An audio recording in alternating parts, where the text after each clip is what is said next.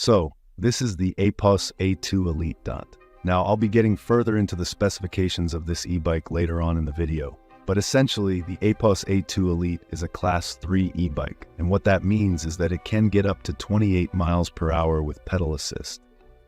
Now, this e-bike does have a throttle, and it is useful. However, the speed when using just the throttle is limited at 17.5 miles per hour. So just know that if you're expecting to buy this e-bike and you're planning on using throttle only, you will not be able to get it to that full 28 miles per hour. And that's actually something that you'd find with pretty much any other e-bike out there. The good news though is to get up to the full 20 miles per hour, you don't have to actually pedal that hard. So it's really more just like moving your legs in the pedaling form. Simply pedal lightly and then the bike will pick up the rest. Now, unboxing the APOS A2 Elite was simply a breeze. The bike is mostly pre-assembled in the box, and that's especially impressive considering the box itself really isn't even that large. But overall, it really took me barely any time from unboxing the bike to actually being able to ride it. For what this is and for what it does, it's totally fine when it comes to the quality. The most important concern that I had prior to getting this e-bike is that I don't want to be riding at 28 miles per hour on a bike that feels like it's about to fall apart. Now, of course, I always wear a helmet, but at the same time, I don't want the bike to fall apart while riding it. And thankfully, that's not a concern either with this. The frame itself is super sturdy. It's also really strong too.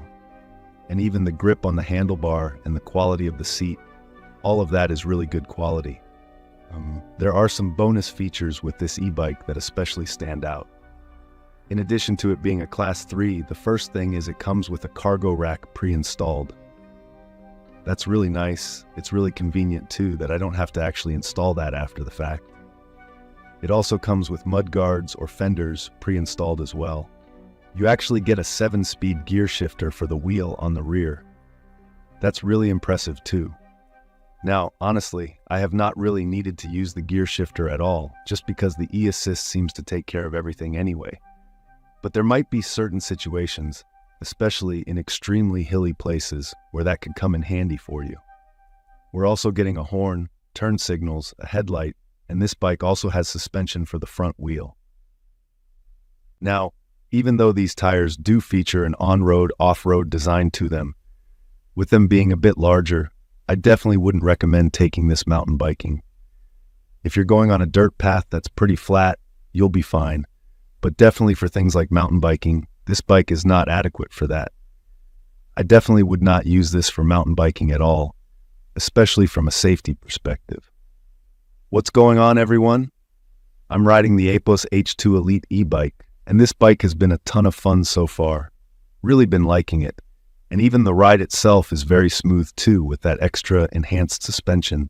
It's really nice to get outside and feel the air.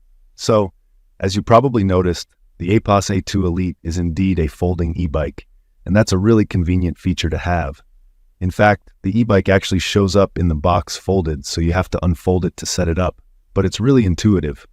Let me now show you how to fold the APOS A2 Elite. Now, the first thing you're going to do is lower the handlebars. So grab onto here, pull that out, and then just like that, you can now fold down the handlebars. And then on the other side of the bike, you'll see a lever here. Slide it in the direction of open, and now release that. And then conveniently on the frame, you can actually hold on right here, and then simply collapse the bike. Oops, there we go. And then from there, if you want to collapse it even more, you could also lower the seat. But you can easily take the bike in this form factor and then put it in your car. And then to refold the e-bike, it's pretty simple. Just grab onto it like this, make sure it's completely in the unfolded position, then take the lever and snap it in. Then take the handlebar, fold it up, and lock that in, and then you're all good to go. Now, I know I already mentioned earlier in the video that this bike is very sturdy. It doesn't feel like it's going to fall apart at all or anything like that when you're riding it. And that's especially impressive considering the bike itself can actually collapse.